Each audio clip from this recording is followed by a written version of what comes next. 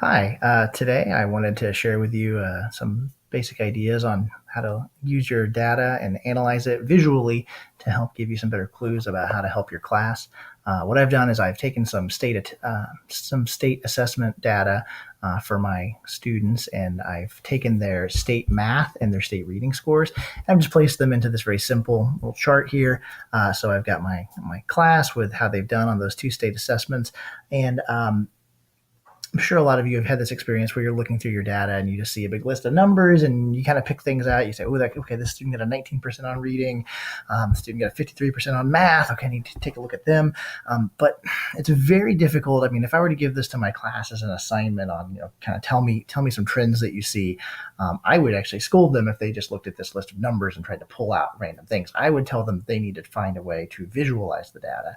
And I notice a lot of teachers, we fall into this trap. We don't do that. And so, what I'd like to encourage you to think about doing is to try using some charts in Microsoft Excel. So, I've got Excel open here, and I'm going to go ahead and, since I have both math and reading scores, I actually like to put these into a scatter plot. And so, a scatter plot will actually take that data and compare it. And so, what I've got here now is I've got a scatter plot. All of these students are placed inside of here. And if you notice, I have on the vertical axis and the horizontal axis, I've got scales going from 0 to 100. And so on the vertical axis, what I'm looking at is I'm looking at their reading scores. So if they get a 0%, they would fall down here at the bottom left. If they got 100%, they come all the way up to here for the reading score. And then on the horizontal axis, it's the same thing. I have 0% for their math score all the way up to 100. And what ends up happening is all of these students, it takes each one of them, like Tom Jones got a 72% on their math test, on the reading test, and a 71% on the reading test. So if I come all the way over here, I should find 72 and 71% for Tom Jones. Now, if you notice, it doesn't have any names on here. This is one thing that's a little frustrating. I wish that Excel would kind of magically figure out that I want the plots to have their name on them. I have to actually go in and add those using data labels, but it's very simple to do.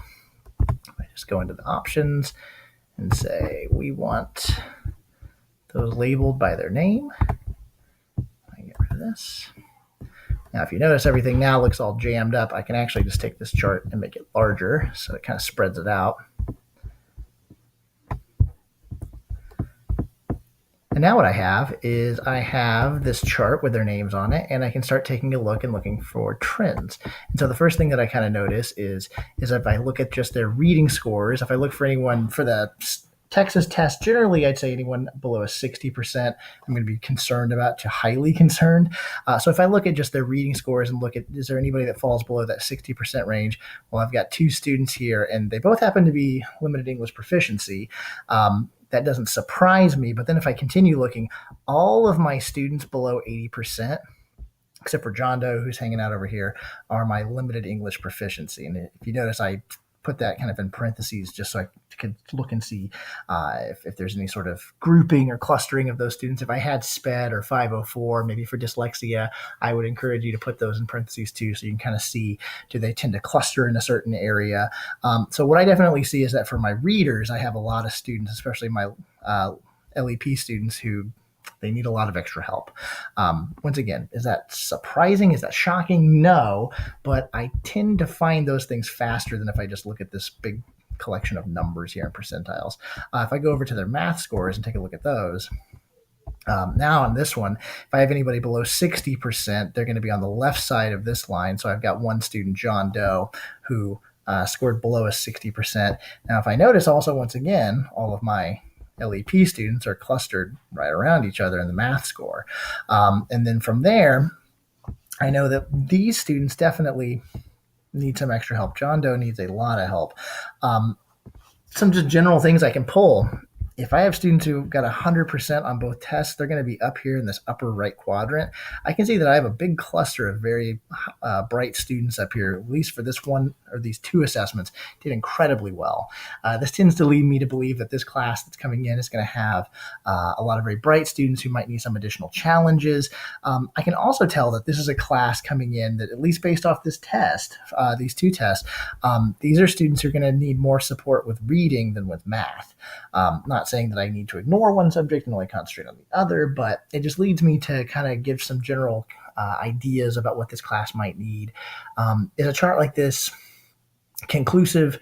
Definitely not, especially if I'm only basing it off of the state testing data. These tests are not perfect. And, maybe I had a group of students who just had a good day or maybe had a bad day. But it definitely gives me some clues and some directions to look in. If anything else, I would highly encourage you to play around with Microsoft Excel and take your data and try putting it in some of these different charts. They're fun to play with. There's a lot of really cool looking ones. Some are more useful than others. There's a cool spider web one. And like I said, it may give you, if anything else, a few clues that you can use to help you analyze your data and start to diagnose things that need to happen in your class. So I hope this was helpful for you.